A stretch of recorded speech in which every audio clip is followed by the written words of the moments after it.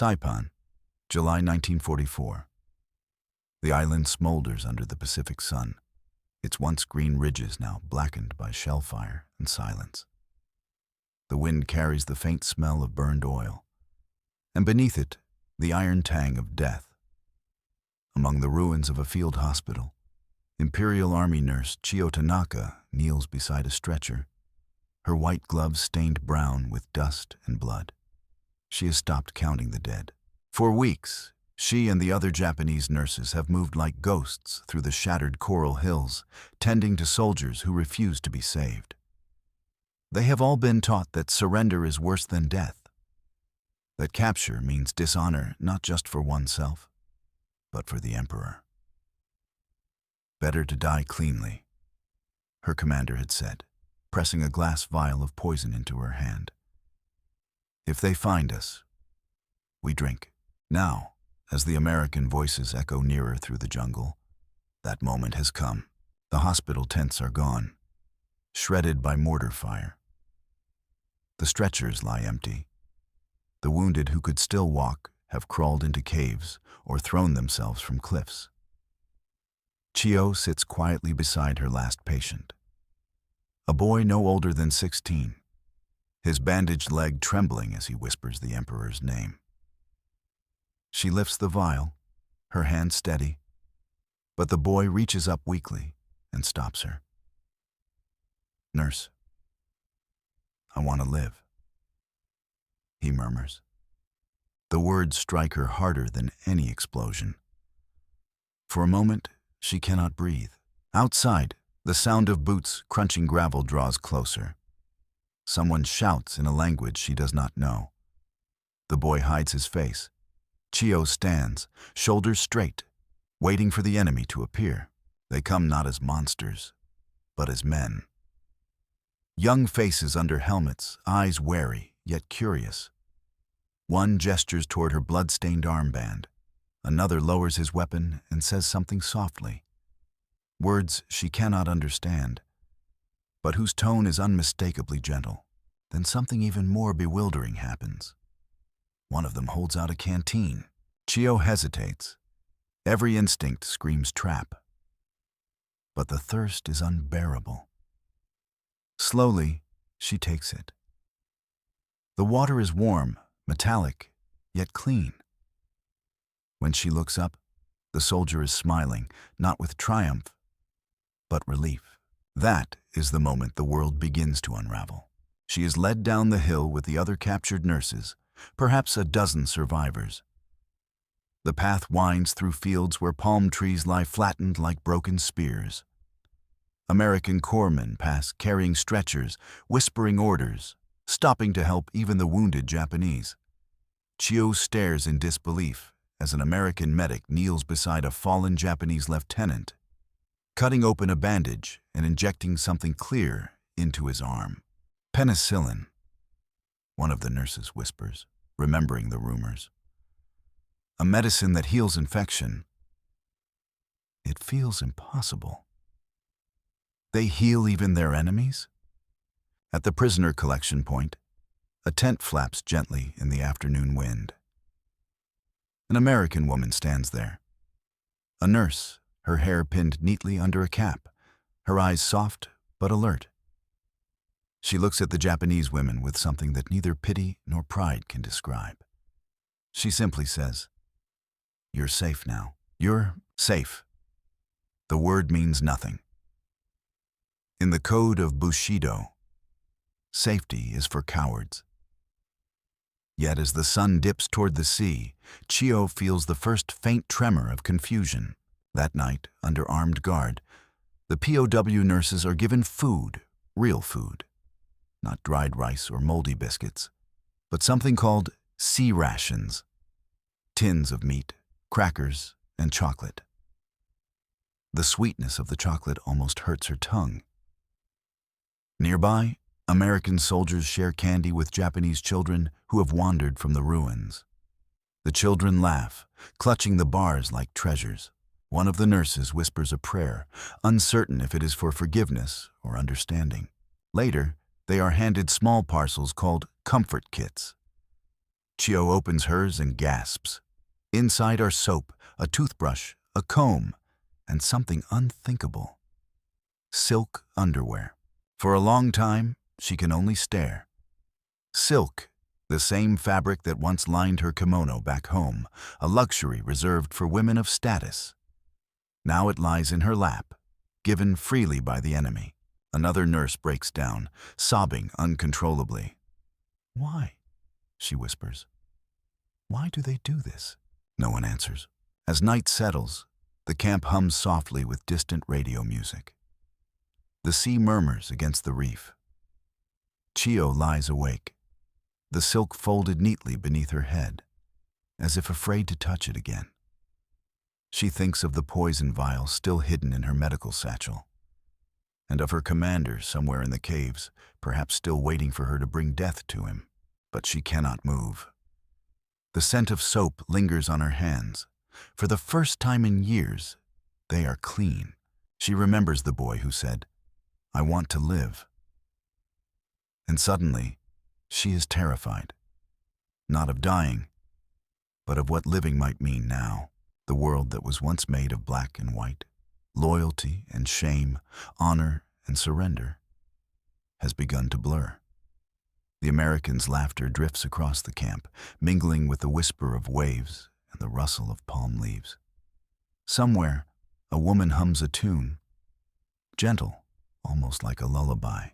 Chio closes her eyes, clutching the edge of her blanket. She is no longer sure which side of the war she stands on, only that she has crossed an invisible border. From obedience into doubt. The night air feels warm, almost merciful.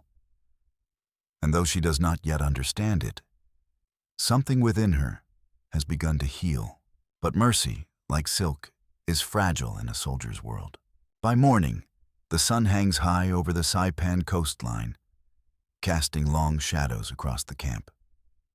The sea glimmers beyond the barbed wire, its beauty cruel in contrast to the lives unraveling beneath its gaze. The prisoners, women, soldiers, children, move cautiously, as if afraid each kindness might still be a trap. Chio rises early. Her uniform has been replaced with clean fatigues, simple and loose-fitting, with POW stitched in faded English across the back. Her hair is damp from the makeshift shower, hot water like a dream, and she cannot stop touching her clean skin. She no longer smells like death, but inside her satchel, tucked under a folded towel, the poison vial remains, cool, smooth, faithful. She has not told the Americans she is a trained nurse. Not yet. She fears what might be asked of her, fears being pulled into their strange world of triage and cooperation. So she stays silent, observing. Then, just before midday, her silence is broken. A young boy, one of the camp's Japanese-speaking interpreters, approaches. He bows, eyes down. "There is someone asking for you," he says. "A commander. Wounded." He says your name. Chio's breath catches. She follows the boy to a small medical tent guarded by 2 U.S. Marines. Inside lies Lieutenant Okabe, her former field commander, the one who handed her the vial and promised her an honorable end. He is thinner now, with blood seeping slowly through gauze at his hip. His once fierce eyes look sunken, but they still burn with the same fire. "You live," he rasps. She bows deeply, instinctively. "Yes, Commander." He gestures for the guards to leave, and they do. Though one lingers near the flap, arms crossed, watching. Chio kneels beside the cot, and Okabe lowers his voice. "I need it," he says. She knows what he means.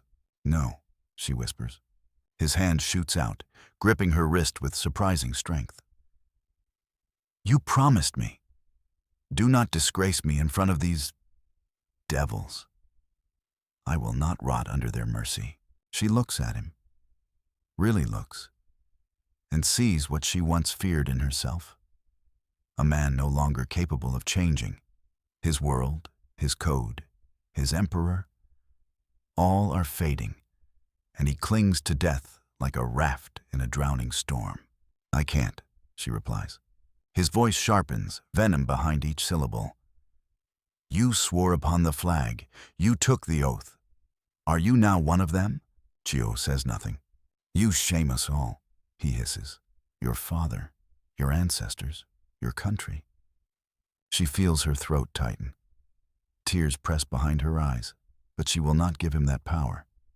Instead, she stands. They saved your life, she says quietly. You should know that. She leaves before he can answer. Outside, the air feels thicker than before.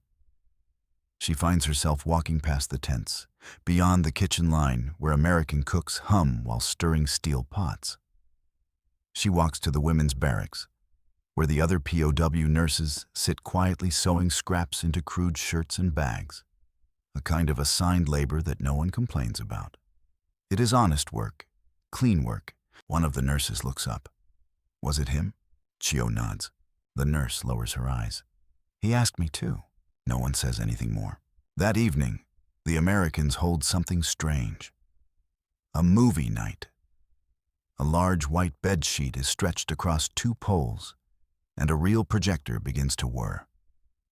Dozens of prisoners gather, women and children first, seated under guard in the twilight. Chio does not understand the English words, but she sees the flickering images.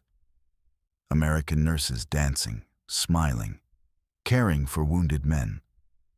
She sees black soldiers and white soldiers laughing together. She sees children playing beside tanks. It is like a window into another universe. For a moment, she cannot breathe. Her hands clench. Is this real? Or propaganda? How could the same nation that bombed Tokyo now show smiling nurses giving candy to boys who look like her brothers? A child nearby offers her a biscuit. She takes it without thinking. Later that night, she returns to her bunk. The poison vial still rests in her satchel, untouched. She pulls it out, holds it up to the moonlight. The liquid inside glows faintly. She walks to the shoreline. The guards do not stop her. They only nod, arms resting lazily on their rifles. At the water's edge, she kneels in the cool sand. For a long while, she does nothing but listen.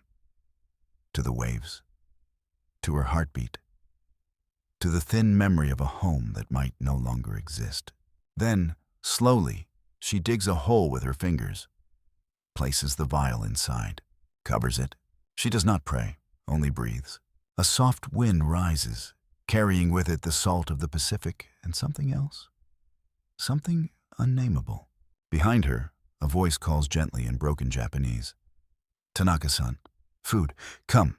She turns. The American nurse from the comfort kit stands at the barrack steps, smiling faintly. No orders, no commands. Just a soft invitation. Chio walks back into the light. The light is not just the amber glow of the camp's flood lamps, nor the cold reflection of a warless sky. It is the strange warmth of being seen. Not as enemy, not as servant, but simply as woman, person, human. Inside the mess tent, the air is heavy with steam and unfamiliar spices. A long line of Japanese women file forward, tin trays in hand, some still too wary to speak. At the far end, American cooks stand behind the counter, ladling stew with a sort of cheerful boredom that feels surreal. Chio steps forward, tray outstretched. The man behind the ladle glances at her, then grins. "Mashed potatoes, miss," he says in slow, exaggerated English. She does not understand the words, but she understands the tone. Not mockery, but welcome. The food is warm, real. The stew is thick with vegetables. The potatoes are buttery and soft. A soft square of something sweet, cake, perhaps, sits at the corner of her tray. She stares at it for a moment, unsure whether to eat it last or save it entirely. Around her, other POW nurses eat slowly, cautiously, as though still waiting for the old world to reassert itself and snatch it all away. But it doesn't. The American nurse from before, her name, Chio has learned, is Grace, sits across the table. She's young, perhaps in her mid-20s, with pale skin and a calm face that rarely blinks. Her Japanese is broken, but soft, like someone learning not for strategy, but for kindness. "You eat good?" Grace says, tapping her own plate. Chio nods. "Yes, very." Her voice cracks from disuse. Grace smiles. "Tomorrow I take you medical." Chio blinks. "I help?" Grace touches her chest. "You, nurse. I, nurse. Together. Understand?" For a moment, Chio feels something old and familiar stir in her chest. Duty, perhaps. Not to flag or emperor, but to healing. To people. She lowers her head, high. The next morning, she is issued a white armband with a red cross, not the Imperial symbol she once wore, but the universal emblem of care. The American infirmary tent smells of disinfectant and canvas. Rows of beds stretched neatly, each with a clipboard, a pitcher of water, and patients from both sides, Japanese and American, side by side. It is a battlefield without hatred. Grace walks her through the basics. No formal orders, just gestures and quiet demonstrations. How to wrap a wound, how to mark down vitals on unfamiliar English charts, how to use strange new tools. Then comes the moment that nearly breaks her. On one of the cots lies Private Nishida, a soldier from her regiment. His eyes flutter open, and recognition flashes across his face. "Tanaka-san?" Chio bows slightly. "Hi." He tries to rise. "You live." "Lie still," she says softly, pressing his shoulder. "You're safe." He looks past her, at the American nurses, at the tent walls, at the sunlight filtering in. Is this the afterlife? She almost laughs, but she does not. She wets a cloth and lays it across his brow. No, just a place where no one wants you to die today. And somehow, that feels like a kind of heaven. Over the next days, she learns to move between languages, not with words, but with gestures, nods, warmth.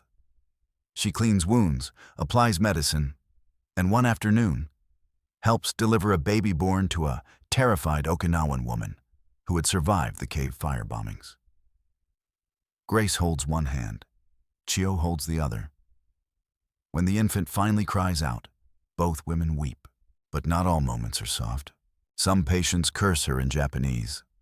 Others, American Marines missing limbs, eye her warily, unsure if the woman dressing their wounds once aided those who fired upon them.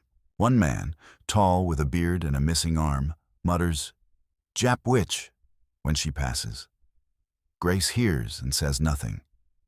But later, when no one is watching, Grace takes Chio's hand and squeezes it gently. That night, Chio sits at the shoreline again, the tide brushing her toes. She no longer carries the poison vial. She carries gauze, aspirin, and a small tin of American lip balm given to her for dry air. She opens it, smells the faint peppermint. What kind of enemy gives their prisoners peppermint? She looks up at the stars.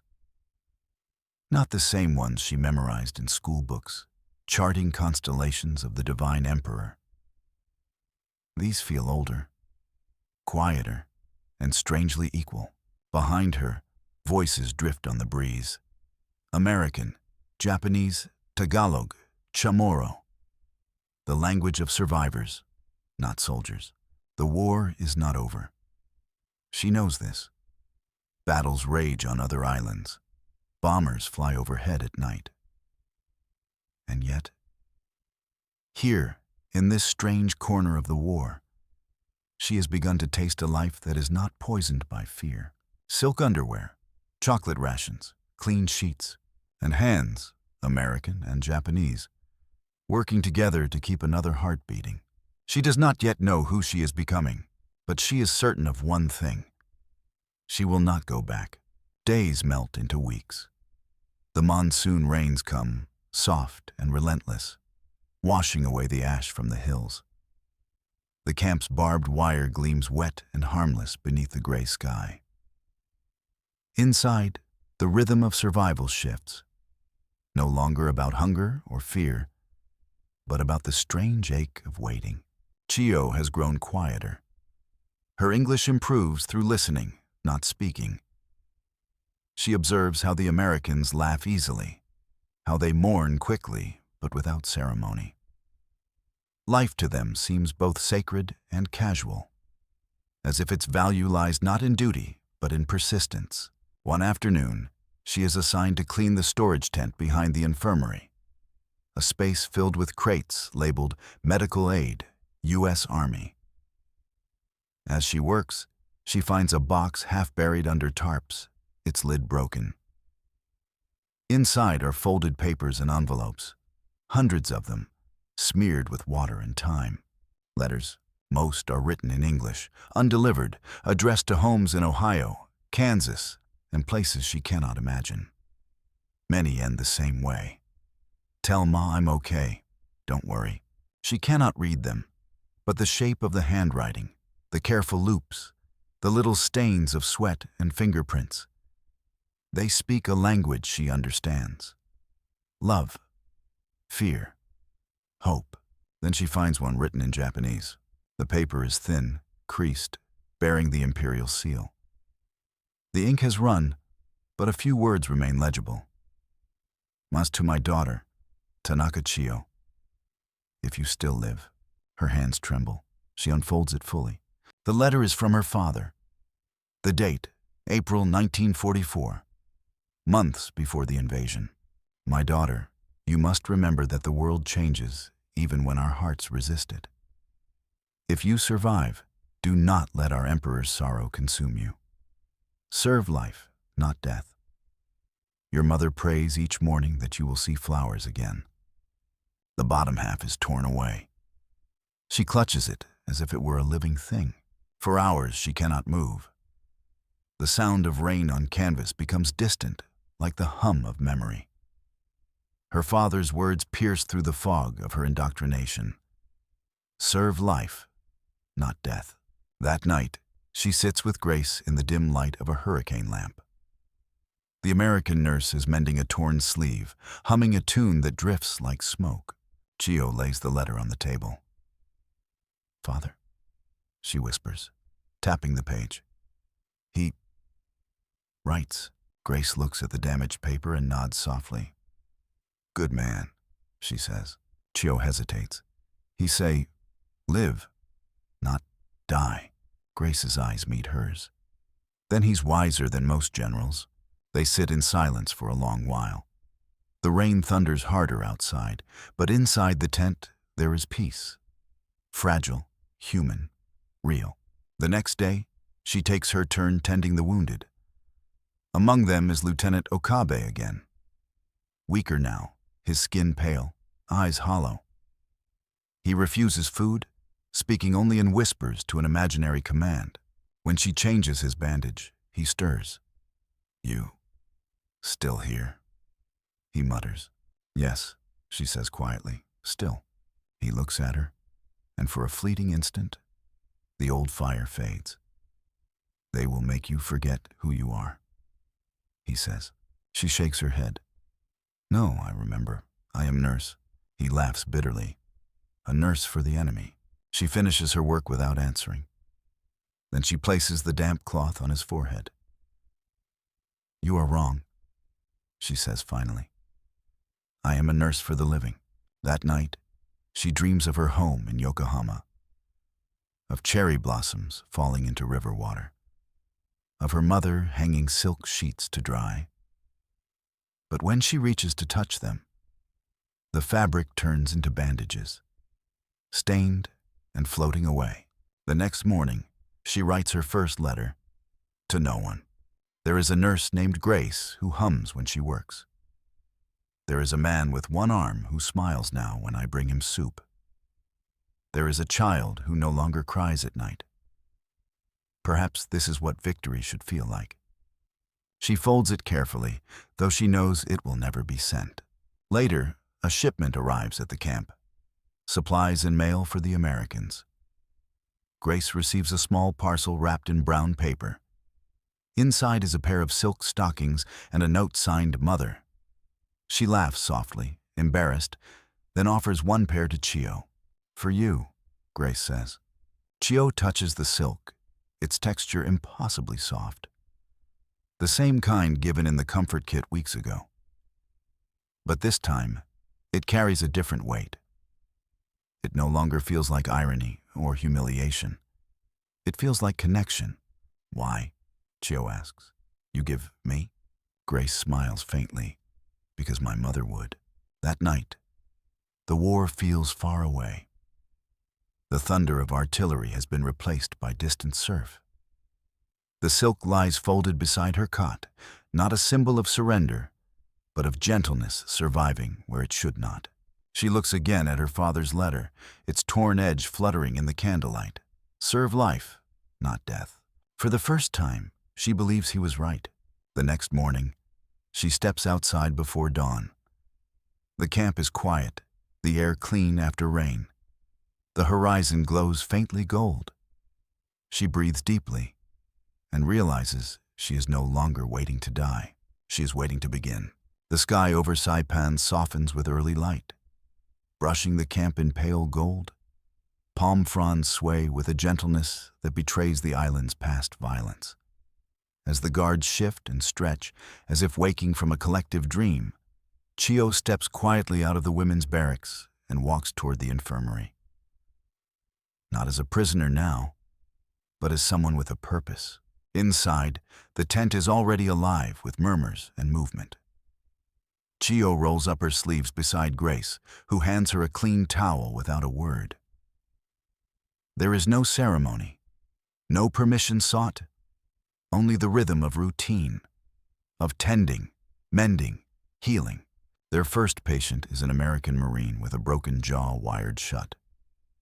He cannot speak. He winces as Chio wipes his brow, his eyes sharp with pain. But he does not pull away. She points to her own mouth, then gently gestures the act of drinking. The Marine nods. She lifts a straw to his lips. He sips, swallows, and gives her the smallest, most surprising thing. A wink. Chio blinks. Not a sneer, not a threat, just acknowledgement. The next patient is a young Chamorro boy, no more than 10, who had wandered into the camp weeks ago barefoot, with a deep gash in his thigh. He had refused treatment from the American nurses, hiding under a cot like a wild cat. But when Chio approached, he stopped shaking. Now, he waits every morning for her to change his bandage. She kneels beside him, pulling the gauze aside with practiced care. The wound is healing well. The angry red softened to pink. She hums as she works, a lullaby her mother once sang. The boy doesn't understand the words, but he closes his eyes and hums along. Grace watches from across the tent, arms folded, smiling. "You have magic hands," she says softly. Chio doesn't respond. Not because she doesn't understand, but because the words settle too deeply to speak over. After the morning rounds, Grace places a small English book in Chio's hands. The cover is blue, the pages yellowed. It's a beginner's reader, filled with simple phrases. "Learn?" Grace says, tapping the title. Chio nods slowly. "Yes, learn." In the evenings, after supper, she sits under the makeshift lantern light and traces the letters aloud. Apple, bread, nurse, heal. Words once foreign now begin to feel like seeds planted in fresh soil. She begins to teach in return, not with books, but with gestures. She shows Grace how to tie a traditional bandage knot used in Japanese field hospitals. She teaches her the kanji for light, guang, and pain, tong. They build a language not of sentences, but of service. One afternoon, a new group of prisoners arrives from a nearby island. Mostly wounded soldiers and a few civilian women.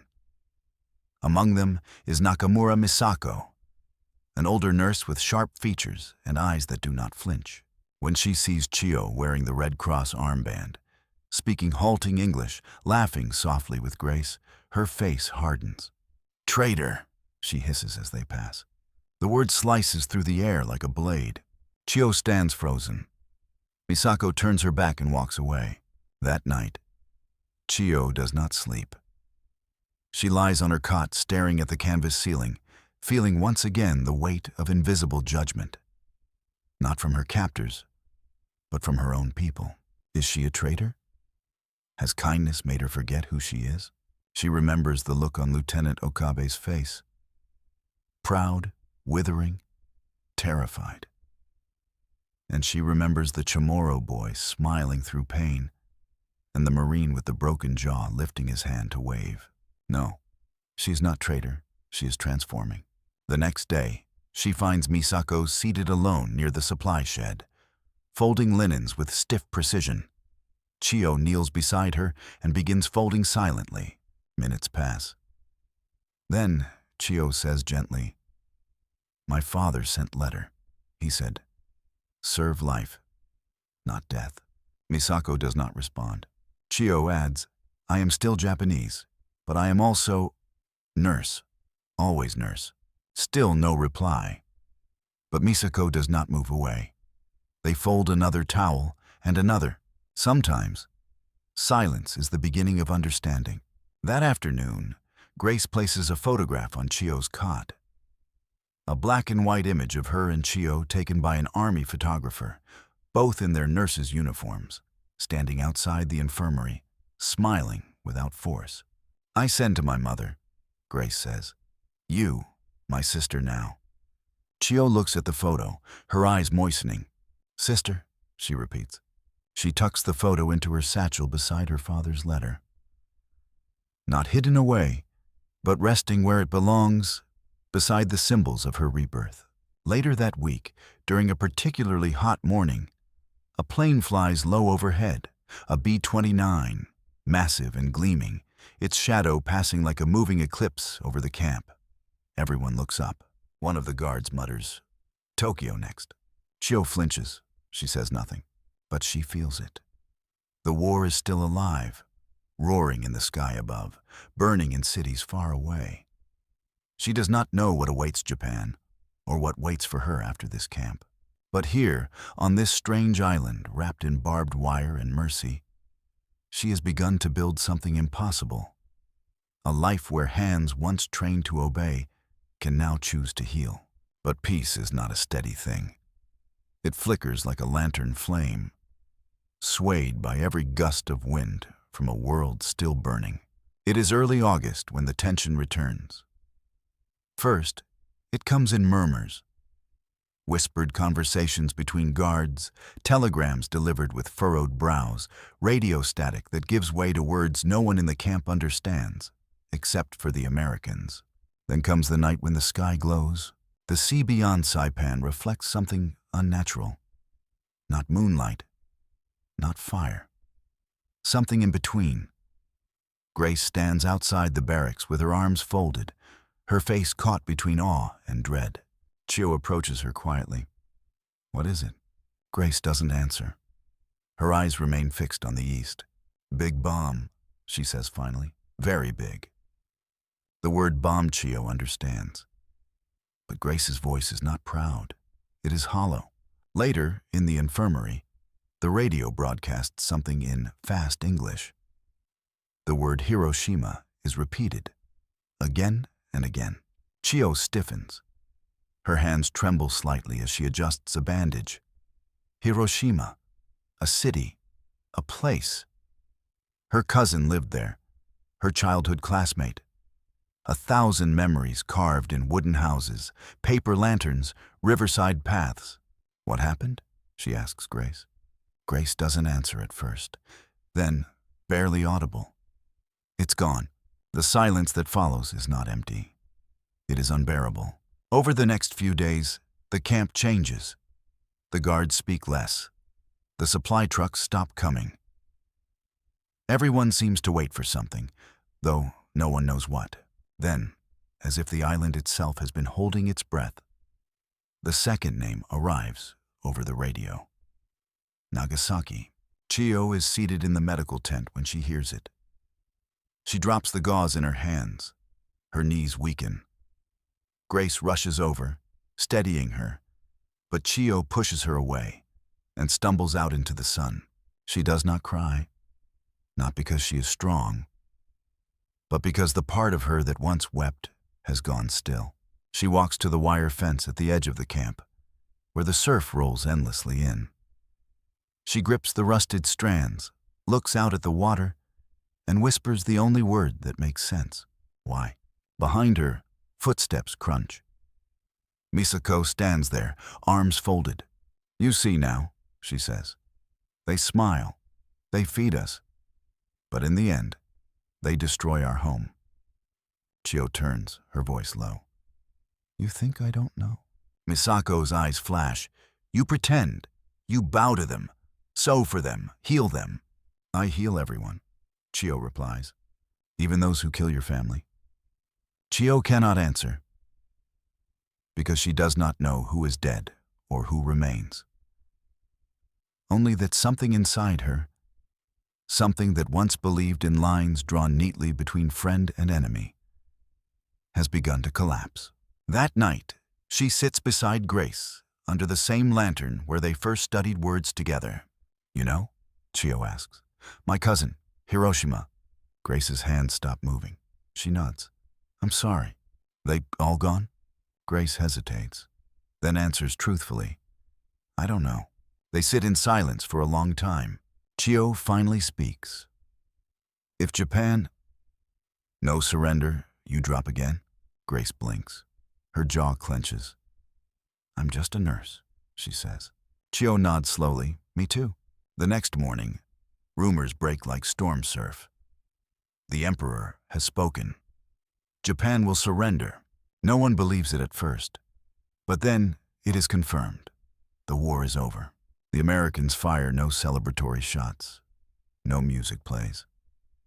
The camp becomes a strange echo chamber, filled not with cheers, but with quiet.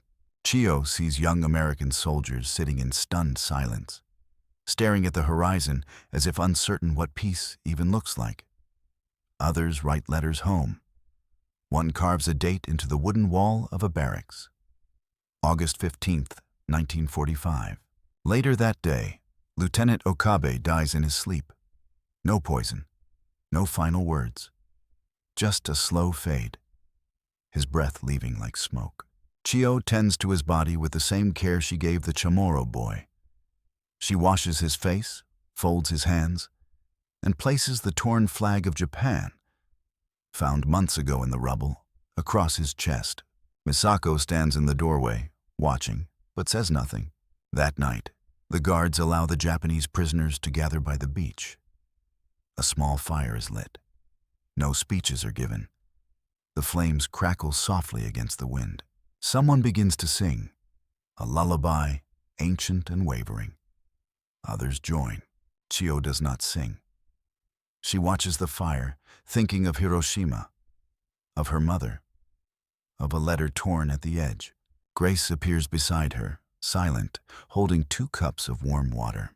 They drink together, and for a moment, nothing separates them. Not nation, not language, not loss. Only the sound of the waves and the smoke rising to the stars. The war was over, but the silence it left behind did not bring peace. It brought something more fragile, more difficult. Waiting. Weeks passed. The guards became gentler, less rigid. Uniforms loosened, rifles slung lower. The sharpness that once hung in every command faded into routine. Prisoners no longer flinched at footsteps. Children played more freely between the tents. But no one left. Repatriation, they said. Ships would come, eventually. Each day, Chio rose with the sun, tied back her hair, and walked to the infirmary. Patients now were fewer. Most were healing or gone. But there were still wounds that could not be seen. A man who hadn't spoken since the surrender. a woman who rocked herself to sleep each night, whispering a dead daughter's name. Grace remained steady through it all, her presence like a thread through the chaos, never pulled too tight, never frayed. She and Chio rarely spoke now, not because there was less to say, but because more of it was understood without words. Then, one morning, a supply jeep arrived at the camp. An unfamiliar officer stepped out, flanked by two clerks with clipboards and long faces. He read from a list: names, destinations, departures. When he reached Tanaka Chio, he looked up. "Saipan Medical? Nurse?" he asked. Chio nodded. "You're being transferred," he said. "Tokyo, Occupation Support, Civilian Liaison Program." The words meant little to her, but the meaning was clear. She would not be going home as a daughter. She would be returning as something else, an interpreter of mercy, perhaps, or a symbol of collaboration. Grace found her an hour later, sitting behind the infirmary tent, staring at her folded hands. "You leave?" Grace said. Not a question. "Yes," Grace nodded. Then reached into her satchel and pulled out a small square box. Brown paper, tied with string. No markings. No name. "This, for you," she said. Chio hesitated. "What is?" Grace smiled faintly. "Open on the ship." Chio held it gently. It was light, silent. The following day, she was issued fresh civilian clothes. A pale blouse, a gray skirt, soft canvas shoes. Her armband was taken, her prisoner number removed. She looked in the mirror of the infirmary tent, at the woman who stared back. She no longer looked like a soldier, nor a prisoner. Something in her face had softened, but her eyes had grown sharper, like water that has flowed over jagged rock and come out clearer. Before boarding the truck that would take her to the harbor, she walked once more to the shoreline. Misako stood there, arms folded, watching the waves. They hadn't spoken since the beach fire. Chio stood beside her. For a long time, they said nothing. Then Misako asked, "Do you think they will forgive us?" Chio didn't ask who they were. Mothers, daughters, spirits. "I don't know," she answered. "But I will not ask for it with death." Misako nodded slowly. Then, with a gesture almost too small to see, she touched Chio's arm. "Go. Show them what we are beyond war." The truck rumbled to life. Chio climbed in, the unmarked box held tightly in her lap. From the road above the camp, she looked back one last time. The tents, the beach, the curve of the coral reef. The place where she had buried a vial of poison and planted, unknowingly, a seed of rebirth. The ship to Tokyo was gray and loud, crowded with officers, translators, and wounded returning not to homes, but to ruins. On the second night at sea, she opened the box. Inside, folded carefully, was the pair of silk underwear from the first comfort kit. Washed, pressed, wrapped in tissue. Beneath it, a photograph. Grace and Chio, arms around each other, smiling. And a note.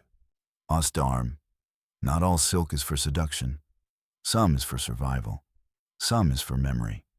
You helped me believe in both. Grace." Chio held the silk in her hands, not as a gift, not as a luxury, but as a relic. She pressed it to her chest. And for the first time since the fires of Saipan, she cried, not for loss, not for shame, but for having lived through it. Later, standing at the railing, she looked out at the horizon. Somewhere ahead lay Tokyo.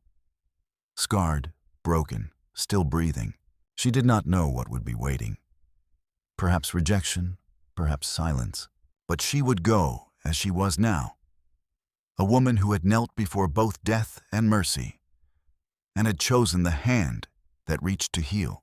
She would walk through the ashes of her homeland, not as a symbol of surrender, but as proof that the soul, when bathed in kindness, can begin again. The Tokyo harbor came into view beneath a blanket of morning mist. Not the majestic skyline Chio remembered from childhood, but a broken silhouette. Where once stood domes and spires, now only skeletons remained. Burned trusses, cracked docks. Smoke still drifted faintly from distant neighborhoods. The ship docked slowly, its anchor dropping with a groan like an exhausted body settling to rest. Japanese civilians stood at the pier, hollow-eyed, many barefoot. No cheering, no greetings. Just silence and wind. Chio stepped onto the dock with a canvas bag, the box from Grace tucked inside. Her Red Cross identification had been pinned to her blouse. She was not seen as a prisoner anymore. She was civilian support, a Japanese nurse assigned to the new U.S. occupation. But to the people watching her, she was something else. Collaborator, someone hissed as she passed. A woman in a tattered kimono pulled her child away sharply. A man muttered a curse and spat into the dirt. Chio kept her eyes forward. The truck that picked her up was American. The driver was young, southern accented, polite but distant. He handed her a file with assignments. She was to report to a makeshift clinic at the ruins of what used to be a middle school. The Americans had converted it into a field hospital. The streets of Tokyo told the story without words. Rows of scorched foundations, children picking through rubble for nails and bent tin. A horse collapsed in the road, ribs pushing through its skin. The only thing louder than the silence was the smell. Ash, oil, rot. But worst of all were the faces. No one met her eyes. Or if they did, it was with suspicion. She wasn't wearing mourning black. She didn't look starved. She didn't look defeated enough. When she arrived at the clinic, she stood in the yard for a long time before going in. Inside, the rooms echoed with coughing. The injured sat on mats. Some had bandages that hadn't been changed in days. The doctor on duty, a civilian man in his 50s, raised an eyebrow at her armband. "You're from Saipan?" he asked, without hiding the judgment in his tone. She nodded. "I served both sides," she said softly. "I am here to serve anyone who lives." He gave her a basin, pointed to a girl with burned legs, and said nothing more, and so she began. The next days passed in a blur of gauze and fever. The wounds here were different, not fresh and bloody like battlefield injuries, but slow, deep, desperate. Malnutrition, infection, skin diseases, pneumonia. There was no morphine, no penicillin, no chocolate for the children. She thought of the Chamorro boy, of the Marine with the broken jaw, of Grace humming in the infirmary as rain tapped on canvas. And she worked. Each night she returned to the small, roofless house assigned to her. Just walls, a cot, and a tin basin. She lit a candle and took out the silk underwear from Grace's box. She held them, not for comfort, but as a vow. In a world where so much was destroyed, small kindnesses became sacred. One evening, as she prepared to leave the clinic, a woman appeared at the gate. Thin, trembling, with her right eye swollen shut. In her arms, she carried a bundle. "I heard there was an American nurse who became one of us," the woman said. "I am no one," Chio replied. "But they say you know how to treat burns." Chio stepped forward and peeled back the bundle. Inside, a baby, no older than 4 months, blistered across the chest. The woman had used sake to clean the wounds. The child whimpered, too weak to cry. "I have nothing," the woman said. "Only prayers." Chio looked at the child, then at the woman. "Prayers are not enough," she said, "but hands are." She led them in.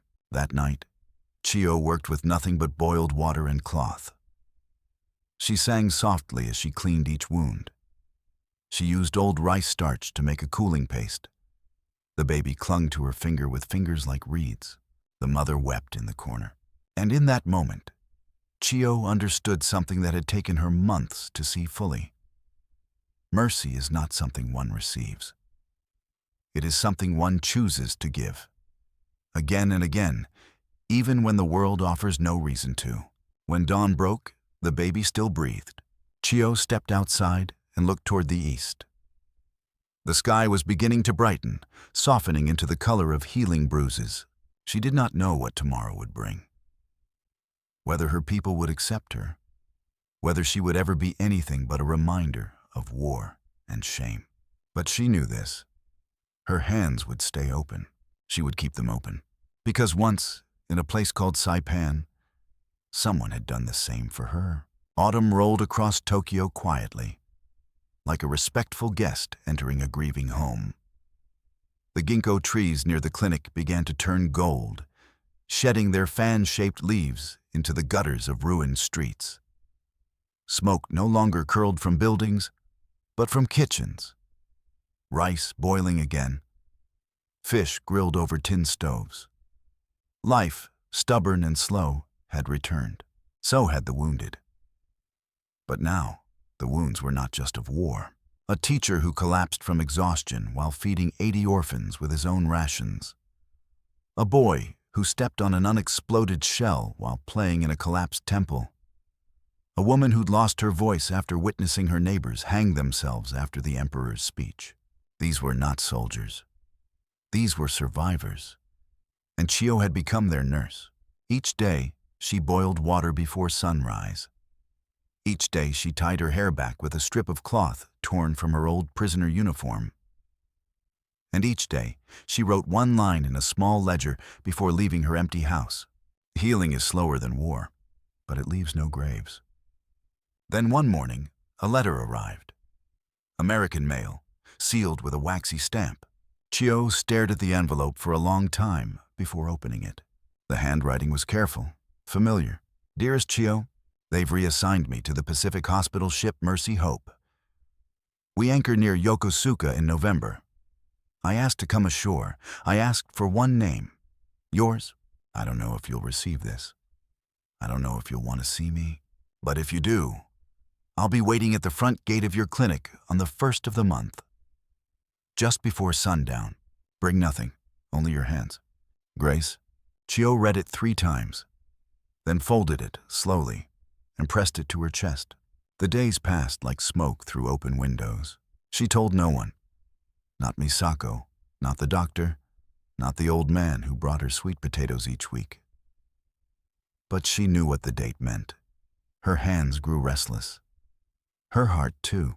When the 1st of November arrived, she worked all morning, pretending nothing was different. Her movements were steady, her words soft. But as the sun began its slow descent over the blackened rooftops, she walked out the clinic doors without speaking. The gate was where she had first received scorn. Where children had once thrown pebbles and shouted, "Traitor!" Now there was no one there, just the wind. And a figure standing in the distance, wearing a white cap. Grace, older, thinner, her uniform different. But her eyes, the same.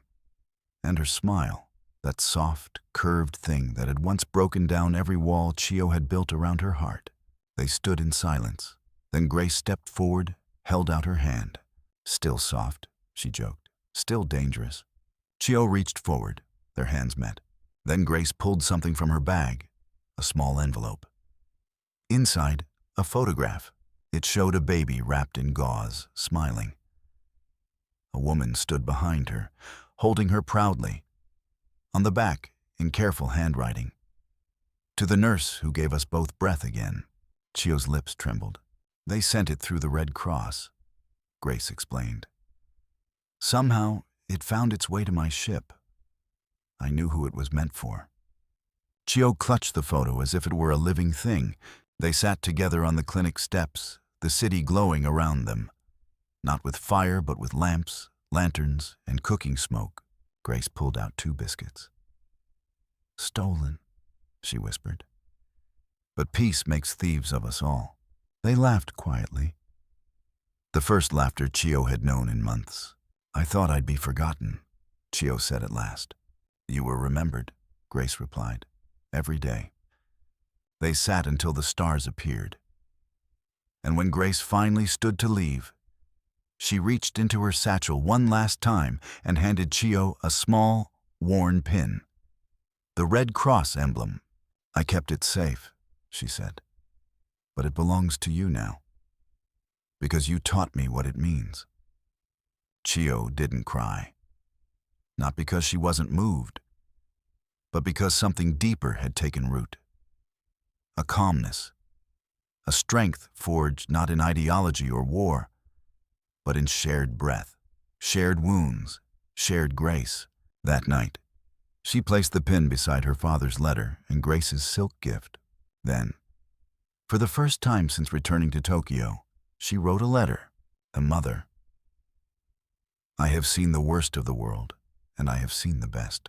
The world you prayed for, where mercy speaks louder than orders. It exists. I have held its hand.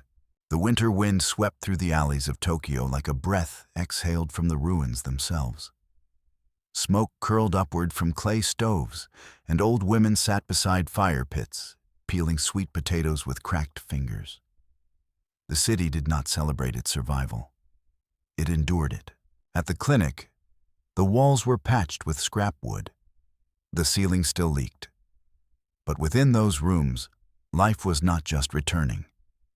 It was choosing to remain. Chio moved through each day with calm precision. She no longer marked the hours. Time, to her, was now measured in wounds that closed, fevers that broke, children who smiled, and in the quiet moments, when her hands were still, she would sometimes lift Grace's letter from its folded corner, run her fingers over the ink, and remember the voice that once said, "You, my sister now." That memory, more than any uniform or title, was the only thing she still wore. One morning, she was called to a makeshift refugee center near Ueno Park. The reports were of a woman in labor, weak, possibly infected. The clinic had no transport, so she walked through alleys of silence, past walls still charred black, past children playing with stones that had once been shrine foundations.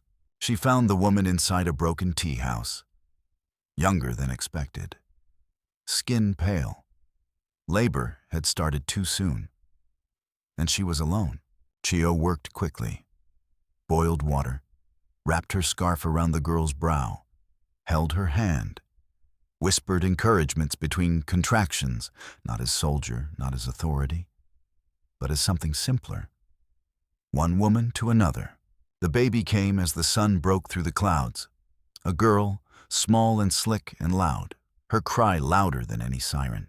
The mother wept silently. Chio wrapped the infant in her own coat, then placed the child in her mother's arms. When she stepped back into the street, she paused, looked up. The sky was blue, unscarred. For the first time in many months, she didn't see the sky as a place from which bombs fell, but as something sacred again. Something to be grateful for. Later that night, she lit a single candle in her empty home, sat at her desk, and wrote to Grace, "Today I delivered a child into this broken world." She cried like thunder. She cried like forgiveness. Sometimes, I still hear voices from the cave, from the mountain, from the command tent. They tell me I betrayed them, that I failed the way of the sword.